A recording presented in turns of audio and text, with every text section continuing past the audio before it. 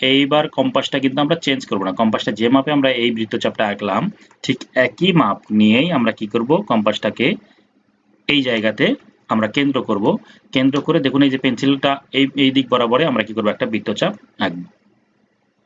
অর্থাৎ একই বৃত্তচাপ নিয়ে আমরা পরপর এইভাবে দুটি বৃত্তচাপ আঁকবো।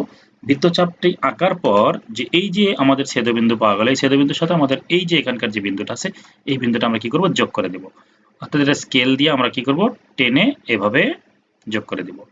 তাহলেই আমাদের এখানে যে কোণটা আমরা পাবো সেই কোণটা হচ্ছে 60 ডিগ্রি কোণ।